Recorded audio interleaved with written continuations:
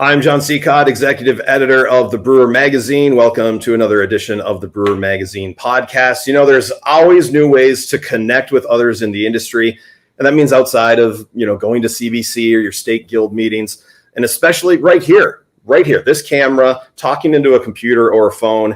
Well, it's become pretty much a more regular occurrence, and it's led to an explosion of podcasts that have made things like TV shows and radio programs much more diverse in content. And well, that leads us into what we're talking about, the Capital of Craft podcast, a new venture put on by the San Diego Brewers Guild.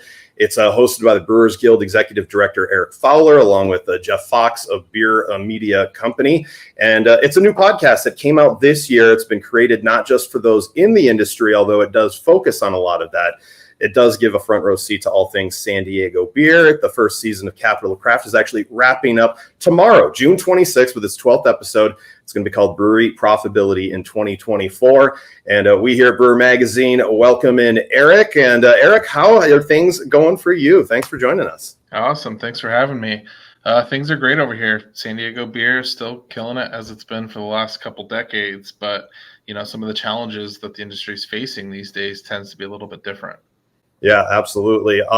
You're kind of pretty new to your role still. I think August of 23, you took over as executive director. I mean, how have things been going for that as kind of in your new role with the Brewers Guild? Yeah, that's correct. It's been it's felt long and short at the same time. So just to provide a little bit of context, I've been in craft beer for about 15 years, worked for multiple breweries ranging from a small nano one-barrel system brewery where myself and the owner did everything, to Stone Brewing Company for a couple of years, and most recently White Labs, the yeast supplier, for about 9 years. So I came into this role as a board member for about a year and a half. Mm-hmm. Our executive director before me was in this position for 10 years. So she killed it and really did a great job to bring San Diego beer and our organization to where it is. So there's pretty big shoes to fill. So I was fortunate enough to throw my hat in the ring and get board approval to take on this role. And we've done a lot in the last 6, 9, I don't know how many months, almost a year. Yeah. We've done a lot, and we've done it quick. And, fortunately with my background, I was able to see what kind of practical initiatives the Guild needed.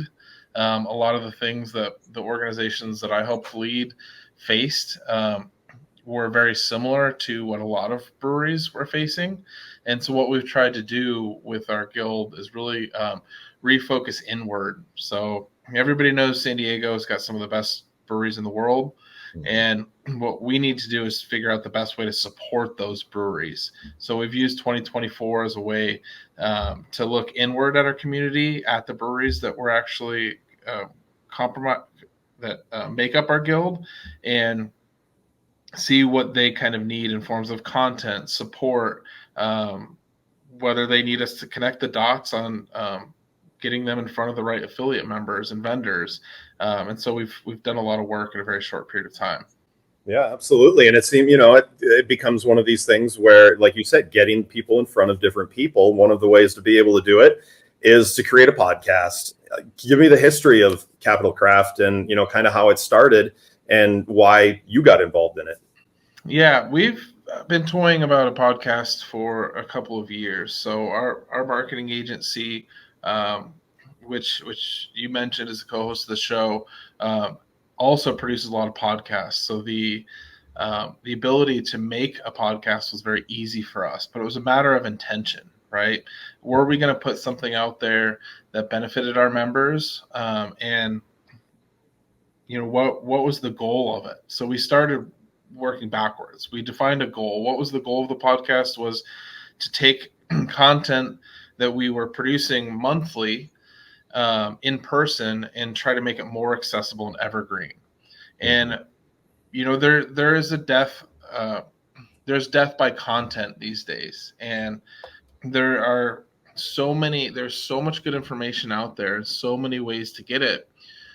We really didn't want to put information out there that's already been repeated 1,000 times, and by doing that, we hyper focused on San Diego. So we've tried to make the conversations as specific about the San Diego brewing industry as possible. So we feature members from the local industry. We talk about hurdles, whether it's the geographic considerations of distribution or what some of our local municipalities do in terms of allowing tap rooms to add a kitchen. And so some of that content being so hyper-focused and local has allowed us to stand out a little bit more and get some really good engagement. That's really cool. I love the local aspect because I know here personally for myself, just for something fun and to help get people interested in Toledo beer, I started a Facebook page where I was just sharing what all the other breweries are doing. And I like that idea. I like the thought that you can actually talk about what's going on in your area. And you guys are, more of an insulated, being the guild for San Diego. I think sometimes when you have a whole state guild, there's so many different things going on all over the place. You guys can really get a chance to focus in and talk local neighborhood problems, which I think is a really cool aspect for you guys to be able to zone in on and find things. Have you found it interesting have there things that have come to light of this that A, maybe you didn't know, or B, that other people didn't know and are happy that they're getting that information? Yeah, definitely. So, something I've seen with my time in this industry is academia tends to have a lot of really cool projects that can benefit the brewer, but there tends to not be a great connection. There are organizations like ASBC and even MBAA to an extent that really do a good job at that, but there's not a whole lot of connection on the local level from my experience. So one of my favorite episodes was actually with an associate professor at San Diego State University who is working with their grad students on looking at the feasibility of the different soil biodiversity of different soils throughout San Diego County and how that would affect the growing of hops. And unbeknownst to most of our industry, San Diego State is planning hundreds of buy-ins this year to test that. So it was a really cool way to document that conversation. And, we send emails and John, as you mentioned before we hopped on this call, just finding different avenues of engagement and getting that information out there. We tend to find just kind of short format podcasts that you can listen to on your drive to your work is another way of getting that information out there. So that was a really cool story to kind of connect those dots on now getting brewers thinking, okay, what can I do with this information, and why should I know about it when the hops might not even be commercially available for a couple of years? Being able to have those extra little things and have it in a short burst, though. I think sometimes when people say we're going to start a podcast, it turns into, how are you doing? Good. I'm doing good. Mm-hmm. There's a lot of banter and stuff that just isn't focused on that thing. But when you guys say, this is what we're talking about, I click on it and it's 23 minutes or 28 minutes. You feel like I can get through this right now. This isn't going to be something that I'm going to listen to for the next 3 days and forget about what even happened at the beginning. Mm-hmm. Was there an intentionality in there to make sure that you guys, short and sweet, stick to some points and be able to make it worthwhile, like you said, on a drive somewhere?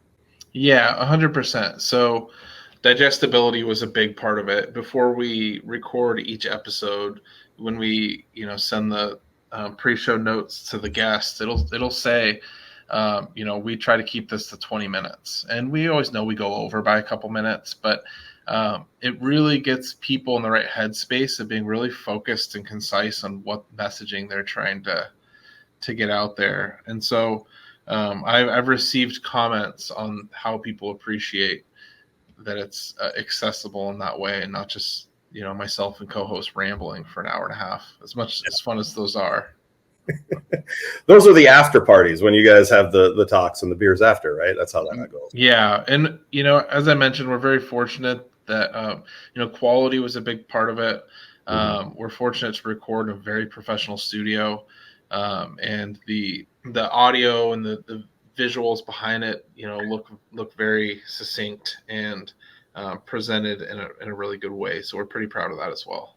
Yeah, and that's actually was going to be my next question about the look and the equipment. Was this as part of your working with your marketing company. So what was there any costs incurred for the guild to be able to do this, or is it something that you guys feel fortunate to be able to have that at your beck and call that way? Yeah, it's an in-kind trade. So I'm a big fan of any, doing trades for goods or services so that it doesn't cost either entity, any real money aside from time and very minimal resources to where everybody can benefit from it.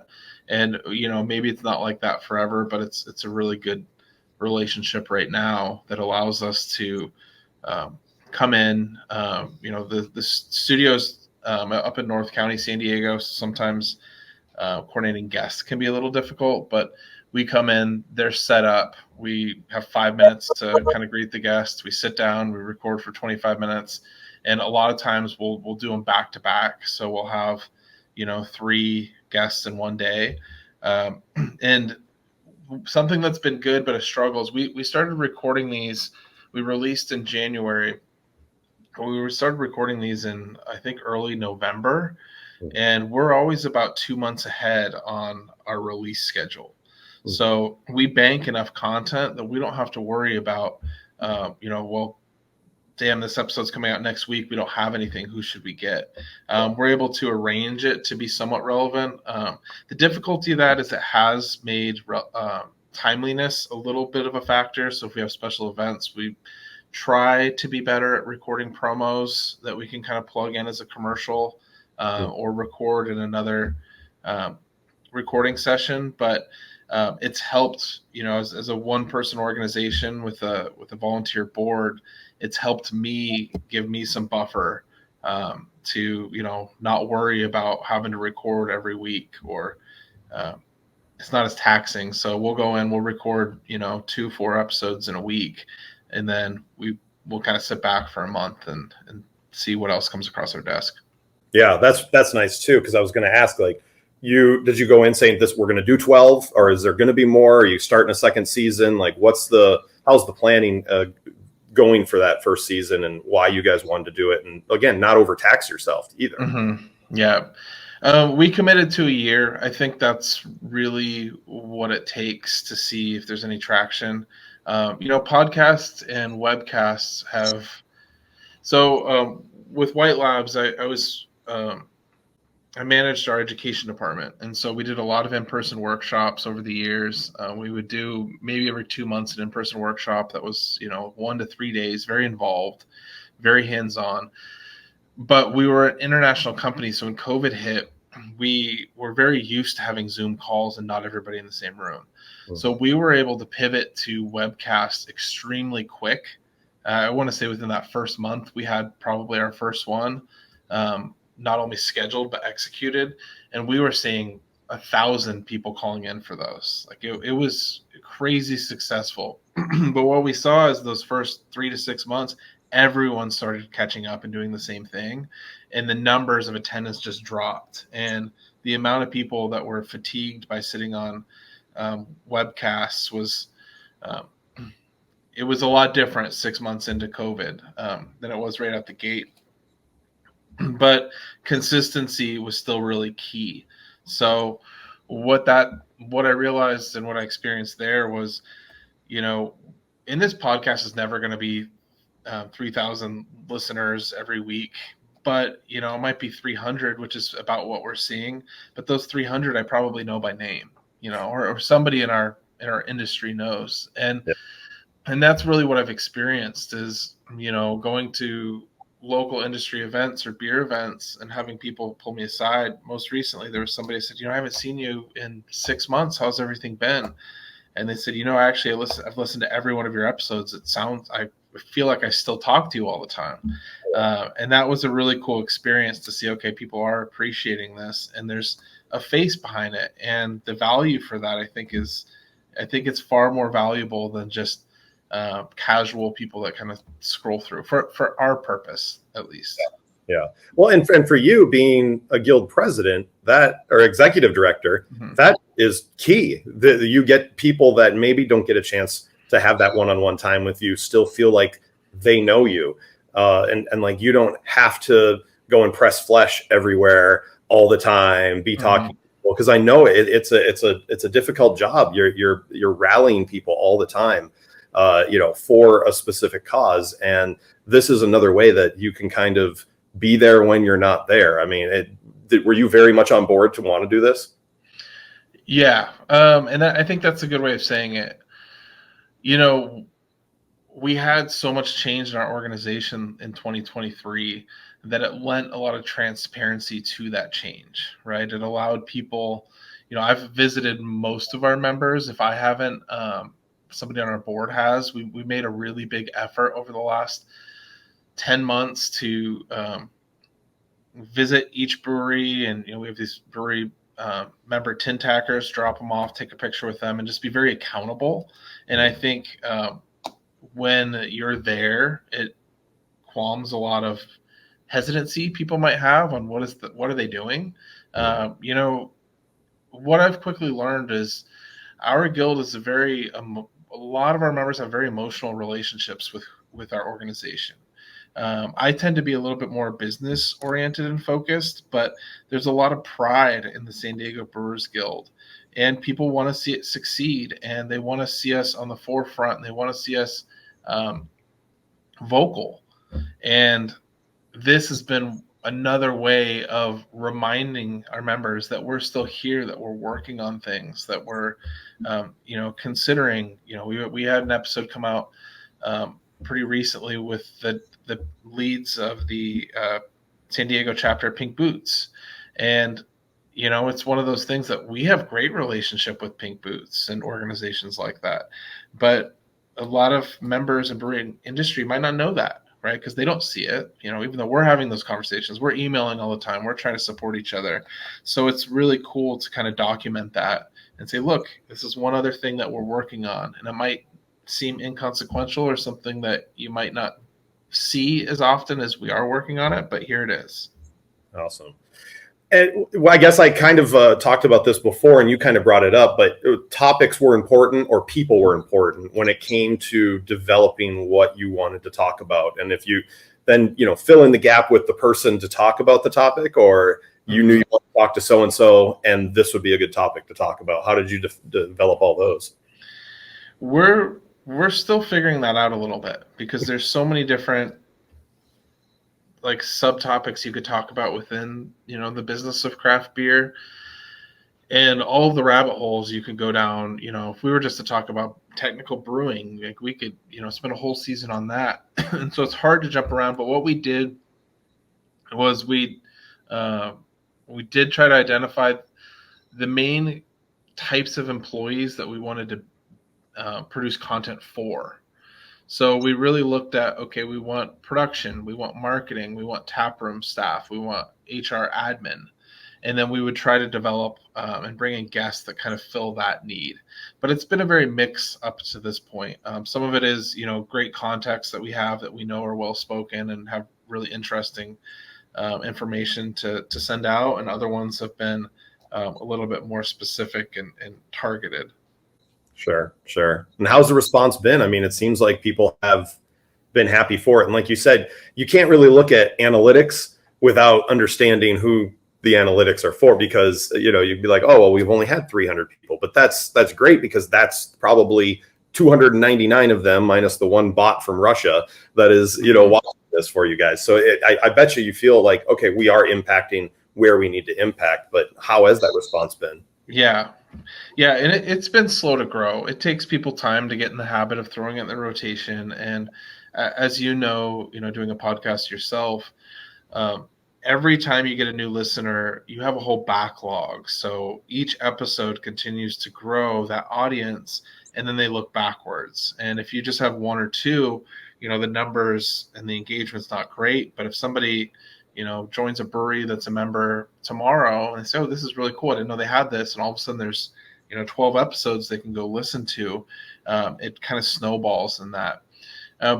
We did know that it was going to be a low volume but high impact initiative for us. We also use it as an opportunity to take partner sponsorships. So we do 30-second ads that we do sell, or we can use them for ourselves. Join the guild today, or San Diego Beer Week's coming up, yada, yada, yada. And that's been an opportunity for fundraising for us as well. It hasn't been, the most impactful, but it's been a nice, no or low cost thing that we can do for our affiliate members, that kind of get them in front of their targeted audience as well. And we'll be strategic on who we place and what, if it's a hop supplier, we'll try to do a brewing related podcast. If it's somebody selling insurance, we might try to do something that's more, a business admin related topic that might get that type of listenership. But we're still definitely figuring it out as we go. But I would say looking back, we've done a lot in a very short period of time so far. Yeah, absolutely. Would you sit down and if there's other, someone that is either a executive director in another state or another guild somewhere, you're encouraging them to do this, right? Do you like what you think it has that value add to what your guild can do? Yeah, I think it varies by organization and what their mission is. But I think it's an easy way to get in front of members, depending on your geography, especially like you're saying for some of the state guilds. If you're a smaller city guild, San Diego's and our guild is interesting because we are comparable to a lot of state guilds in terms of member numbers and even geographic size to a big extent. Even though, it's the San Diego Brewers Guild. The main difference between us and a lot of state guilds comes down to the advocacy. We're not at the state capitol knocking on doors trying to get bills passed, whereas the state guilds, that's primarily what they're working on. So we kind of have this weird in-between hybrid on size and structure. Sure. But yes, long answer short, I would say if it makes sense and the bandwidth is there, it's really a great way of, even just using it to host a meeting or introduce the board for the next year. It doesn't need to be, topics that people can find, somewhere else on YouTube, but it can be, let's sit down with each board member and interview them and let people get to know them. Yeah. Yeah. Which opens up doors down the line as well. So that's a really good idea. I like that. I really appreciate that you took the time to talk to us about this. I even got ideas just talking to you. I mean, there's things that you can always do that give that impact. I love the fact that you said, low volume, high impact, because we're in total niche type of podcast to be able, you're not looking for numbers, you're looking for impact. And I think that's a really important part. So I like that you said that and I appreciate it. Cool. Well, we, appreciate the ability to come in here and amplify our message, but we appreciate everything that you put in as well, and your publication has always been a great resource. Great. Thanks so much, Erik. Thank you. Don't forget, you can always check on brewermag.com. You can also see us on YouTube and listen to us on Spotify. And don't forget daily updates on Facebook, Instagram, and X.